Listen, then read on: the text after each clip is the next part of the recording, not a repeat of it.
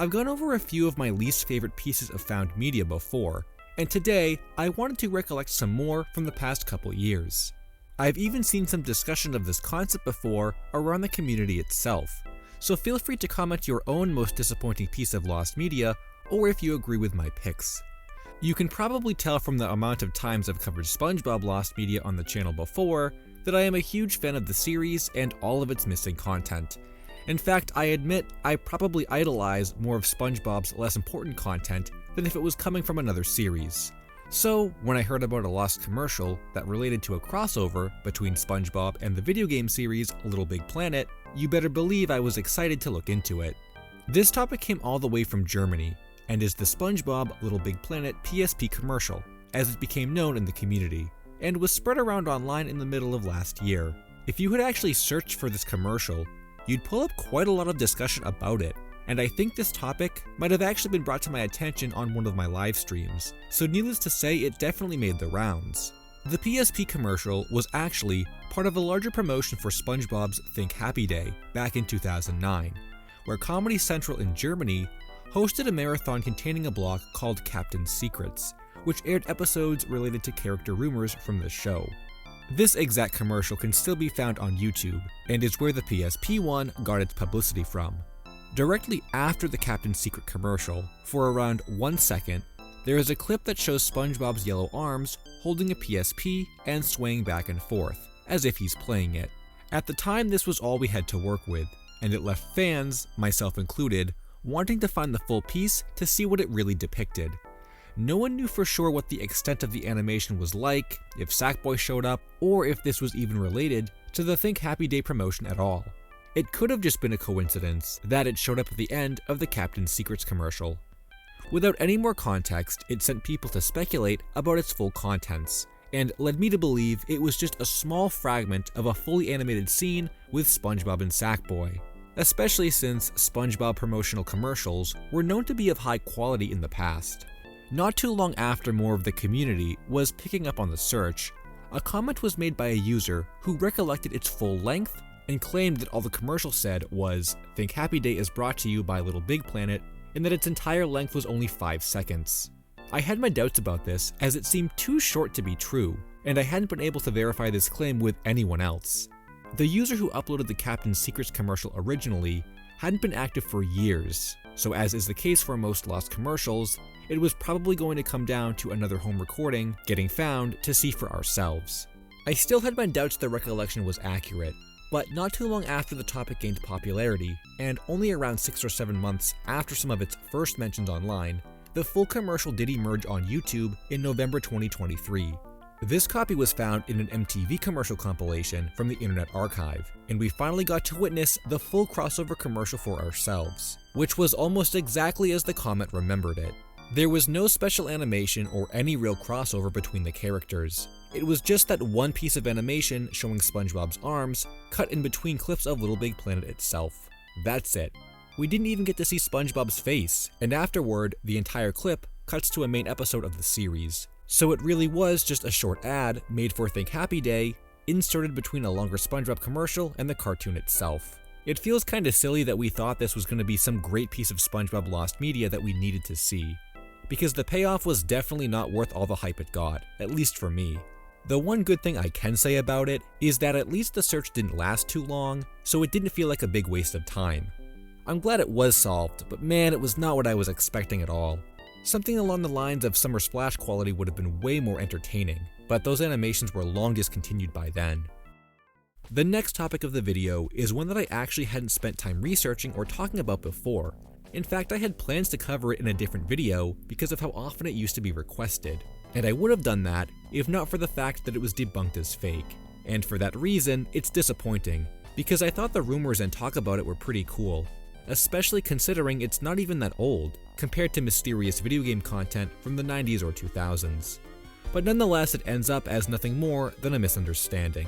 Though it does leave us with a little minor mystery that stems from the original topic.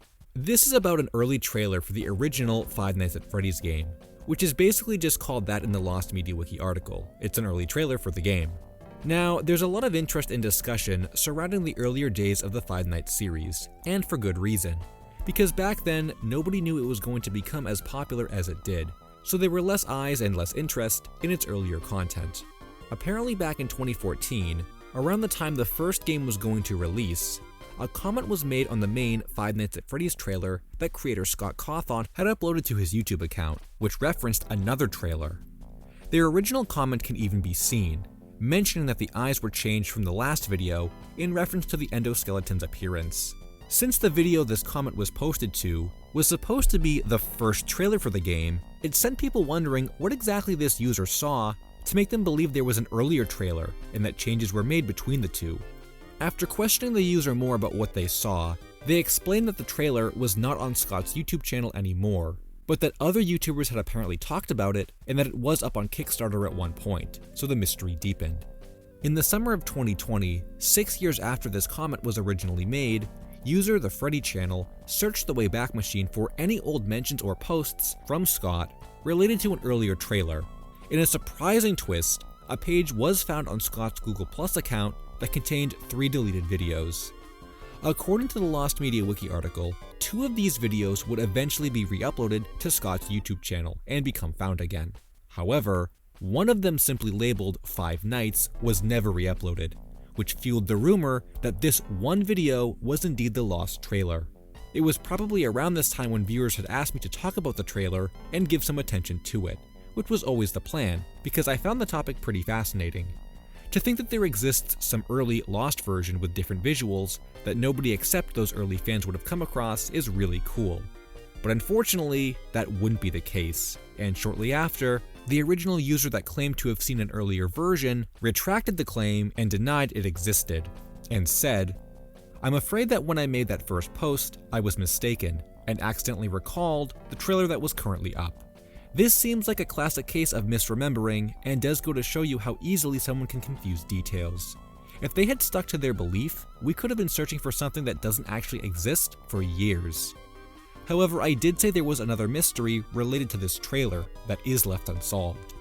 To this day, we still do not know what that first video from Scott's Google Plus page was, labeled 5 Nights. My best guess is that maybe it was like a test upload for the trailer before it went live, but there's no way to tell for certain. If Scott still has it, I suppose it could resurface someday. Now let's talk about a topic from the lost music category, which is especially disappointing for me, considering how in-depth I searched for these lost tracks. Music lost media in itself has always been heavily guarded, either by people with connections to the industry or the bands themselves. This search is actually from 2 years ago. It was a topic I found on the Lost Media Wiki forums, which talked about a lost EP from the band Gym Class Heroes. It was called Head Candy, which had 3 of its 4 songs still lost, according to the post.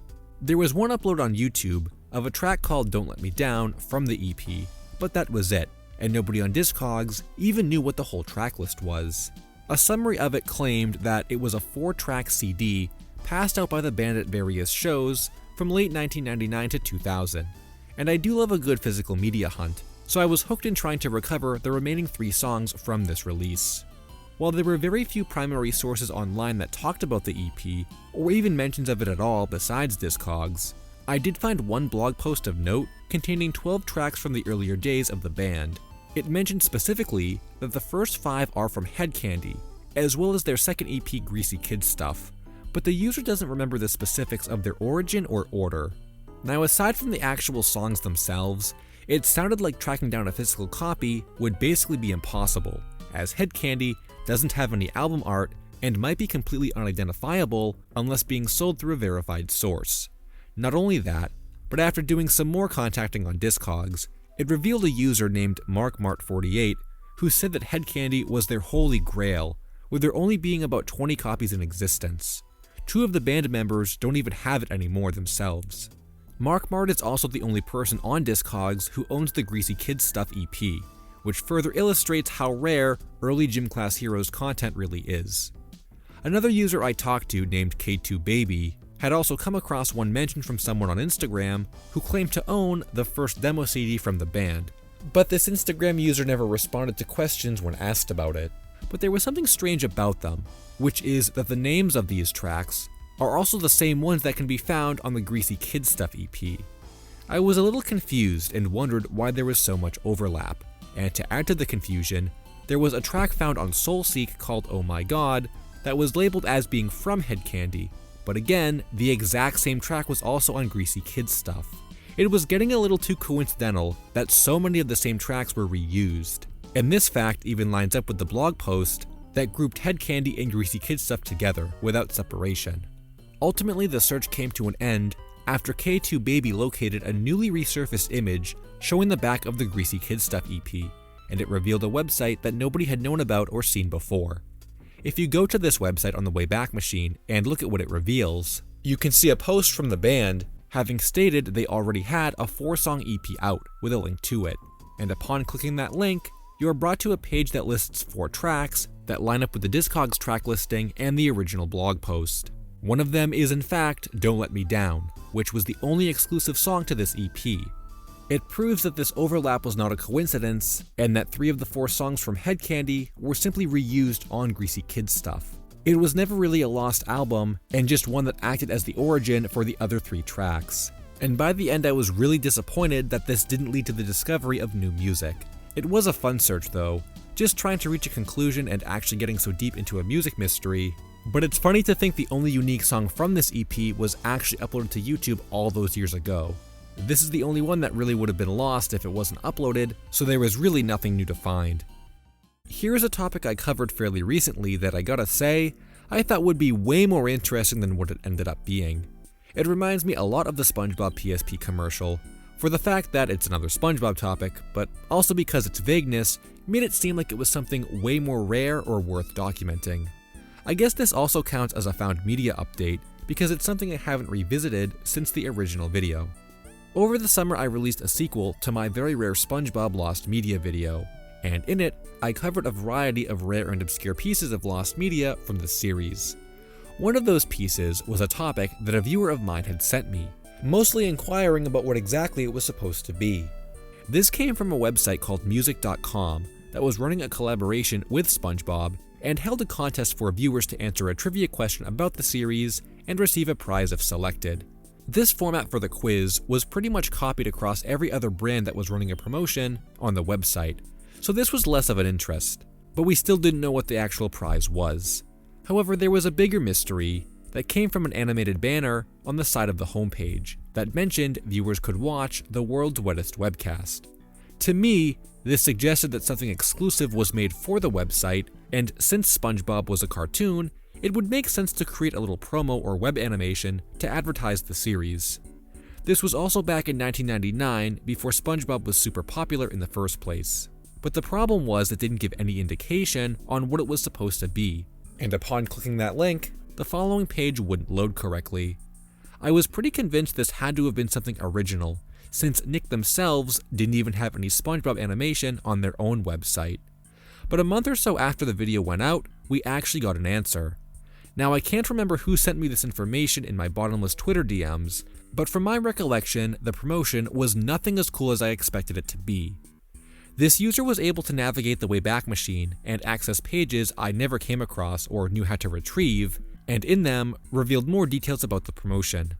As for the prizes, they were nothing more than apparel like t-shirts, though it's still unknown what design exactly was used for them. But the biggest letdown of all was that this webcast was not anything original or new to the website, and rather it was confirmed from a write-up that it was simply the first Mermaid Man and Barnacle Boy episode.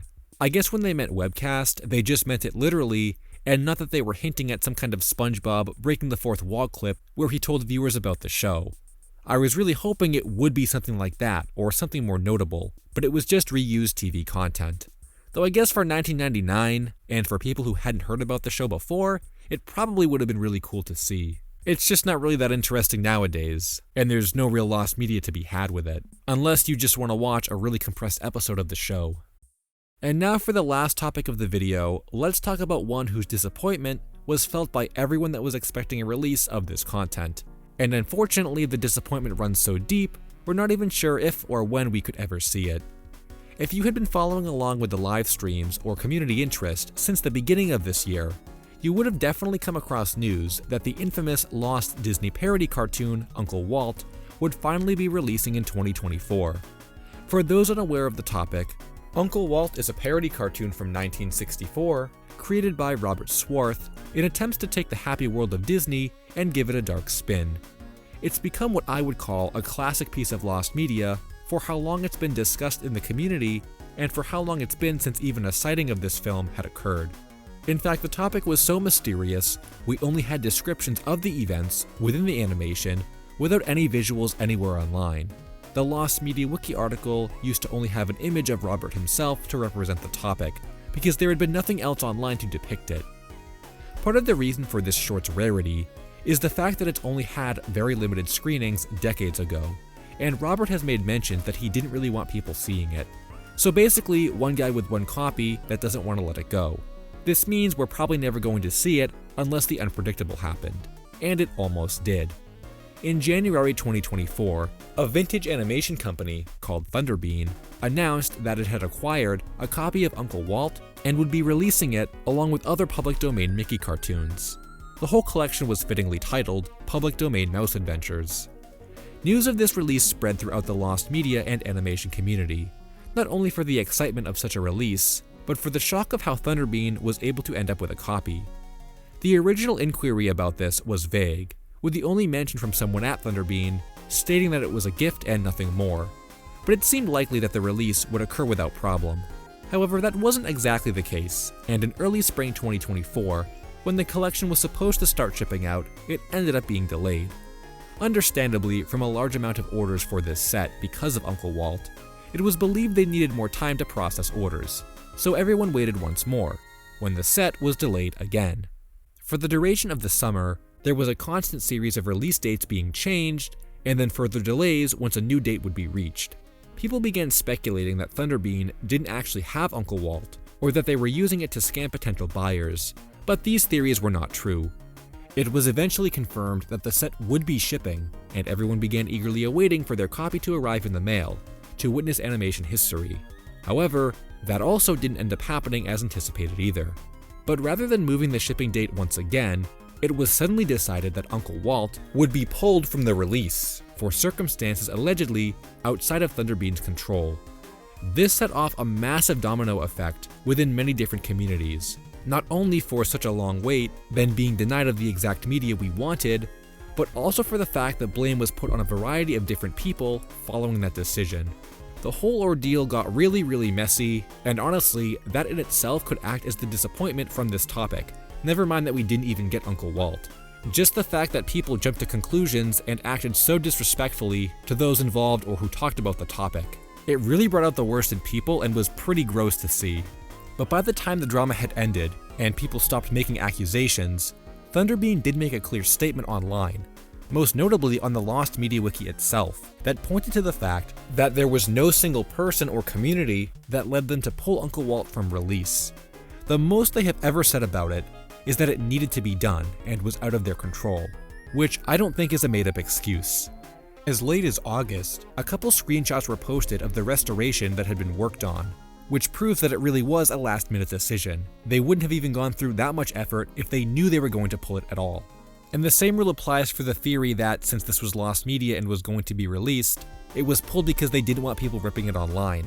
The idea of people ripping it online existed as early as January when the set was first announced, and there's no way Thunderbean didn't know about that for literally 9 months. If they wanted to pull it because of someone or some community, it would have been months beforehand. The time frame is too large for any of those circumstances to be a factor here. There are a few theories floating around about exactly what happened, but we just don't know for sure. The most common one I see is that Thunderbean didn't actually have full clearance from Robert to release it, and if they did, it might cause some rifts in connections they have to other people in the industry. But we don't know if this actually came from Robert or where it came from at all. I don't know if Robert even knows that any of this happened. Either way, it's just disappointing that we didn't end up getting it after so long, and you could even say it's triple disappointing that a second film reel of Uncle Walt showed up on eBay by complete coincidence right before Thunderbean pulled theirs. This one was sold and has still never resurfaced. I thought for sure it would have ended up back on eBay, being resold for an insanely high price compared to what it was bought for, which was only around $170, but it hasn't been seen since. I don't know if the buyer of this even knows how rare it is, but maybe someday it'll resurface, or Thunderbean will change their minds and be able to release their copy. but for now, it's definitely a disappointment that we weren't able to add it to the list of found media in 2024. Hey guys, I hope you enjoyed the video. Be sure to check out some of my other lost media videos. Thanks for watching, and until next time, Finn.